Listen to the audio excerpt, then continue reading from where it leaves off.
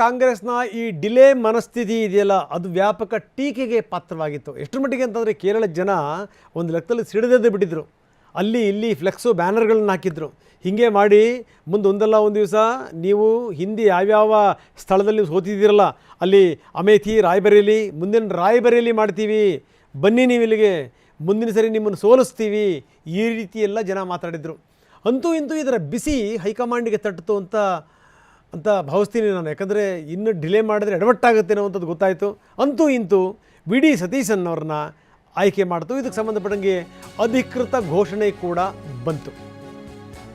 11 ದಿನ ಈ ಸರ್ಕಸ್ಸು, 11 ದಿನ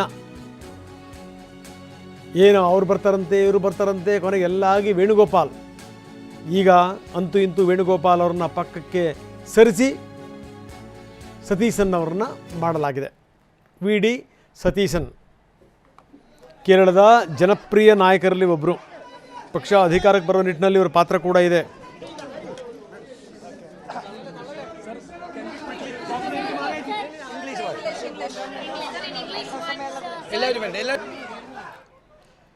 NSUIನಿಂದ ಅವರು ಕಾರ್ಯದರ್ಶಿಯಾಗಿದ್ದರು Satheesan. National students union of India NSUI ಅದರಲ್ಲಿ ಕಾರ್ಯದರ್ಶಿಯಾಗಿ ಕೆಲಸ ಮಾಡಿದರು.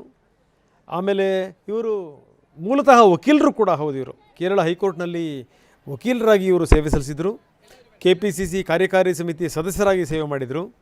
AICC ಸದಸ್ಯರಾಗಿಯೂ ಕೂಡ ಸೇವೆ ಸಲ್ಲಿಸಿದರು. ಕಾರ್ಮಿಕ ಸಂಘಟಕರಾಗಿ ಸಕ್ರಿಯ ಸೇವೆ ಮಾಡಿರುವಂಥವರು.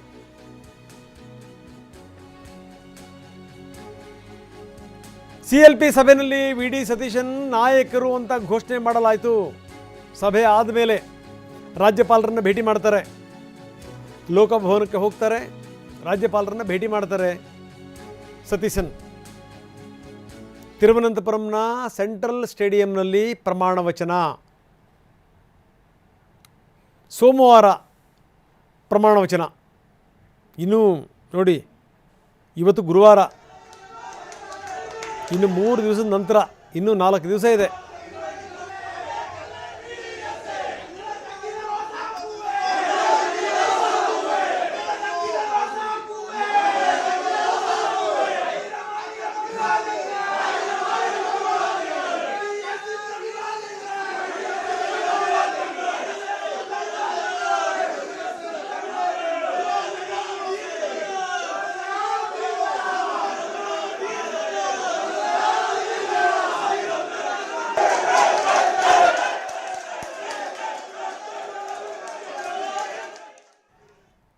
ಮೊದಲು ಇವರ ಹೆಸರೇ ಕೇಳಿಬಂತು. ಆದರೆ ಮೆಲ್ಲಕ್ಕೆ ಬೇರೆ ಬೇರೆ ಹೆಸರುಗಳನ್ನು ತೋರಿಸುವಂಥ ಪ್ರಯತ್ನವನ್ನು ಮಾಡಲಾಯಿತು. ಯಾಕೆ ಇವ್ರನ್ನೇ ಫೈನಲಿ ಆಯ್ಕೆ ಮಾಡಿದರು? ಇದು ಕೂಡ ಒಂದು ದೊಡ್ಡ ಸಂಗತಿ. ಈಗ ಗೆಲುವಿಗೆ ಕಾರಣರಾದಂಥ UDF ಕಾರ್ಯಕರ್ತರಿಗೂ ಧನ್ಯವಾದ ಹೇಳಿದ್ದಾರೆ. ರಾಹುಲ್ ಗಾಂಧಿಯವರಿಗೂ ಕೂಡ ಧನ್ಯವಾದ ಹೇಳಿದ್ದಾರೆ Satheesan.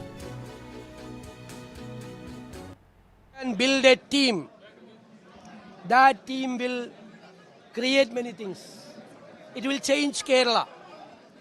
It will be a new era, a new Kerala. That is our target. We know that we are going through the tough times. Fiscal situation of Kerala is vulnerable. Even then, we are hopeful that we can change everything. We can build a team. That team will create many things. It will change Kerala. It will be a new era, a new Kerala. That is our target. We know that we are going through the tough times. Fiscal situation of Kerala is vulnerable. Even then, we are hopeful that we can change everything. Sir, when are you meeting governor and when are you taking oath, sir? That I have to discuss with my party leaders. ಯಾವಾಗ ಸತೀಶನ್ ಹೆಸರು ಘೋಷಣೆ ಆಯ್ತಲ್ಲ, ಅಲ್ಲಲ್ಲಿ ಸೆಲೆಬ್ರೇಷನ್ಗಳು ನಡೀತಾ ಇವೆ. ತುಂಬ ಜನ ಸತೀಶನ್ ಬೆನ್ನಿಗೆ ನಿಂತಿದ್ರು. ಒಂದು ವೇಳೆ ಸತೀಶನ್ ಅವರಿಗೆ ಏನಾದರೂ ಅಧಿಕಾರ ಕೊಟ್ಟಿರಲಿಲ್ಲ ಅಂದರೆ ಬಹುಶಃ ಅದರ ಕಥೆನೇ ಬೇರೆ ಇತ್ತು ಅಂತ ಅನಿಸುತ್ತೆ.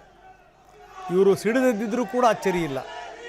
ಮೊದಲಿಂದ ಕೂಡ ಕಾಂಗ್ರೆಸ್ಸಿಂದ ಬಂದಿರುವಂಥವರು, NSUIನಲ್ಲಿ ಕೆಲಸ ಮಾಡಿರುವಂಥವರು, ಇದೆಲ್ಲದರ ಜೊತೆಗೆ ಪ್ರತಿಪಕ್ಷದ ಸದಸ್ಯರಾಗಿ, ಪ್ರತಿಪಕ್ಷದ ನಾಯಕರಾಗಿ, ಅಂದರೆ ವಿರೋಧ ಪಕ್ಷದ ನಾಯಕರಾಗಿ ಒಳ್ಳೆ ಕೆಲಸ ಮಾಡಿದ್ದಾರೆ. ಸರ್ಕಾರವನ್ನು ಇಕ್ಕಟ್ಟಿಗೆ ಸಿಲುಕಿಸುವಂಥ ನಿಟ್ಟಿನಲ್ಲಿ ಸರ್ಕಾರದ ಲೋಪದೋಷಗಳನ್ನು, ಎಡಪಕ್ಷಗಳ ಸರ್ಕಾರದ ಲೋಪದೋಷಗಳನ್ನು ಜನರಿಗೆ ಮುಟ್ಟಿಸೋವಂಥ ವಿಚಾರಕ್ಕೆ ಸಂಬಂಧಪಟ್ಟಂಗೆ ಸತೀಶನ್ ಅವ್ರದ್ದು ಒಂದು ದೊಡ್ಡ ಹೆಸರು.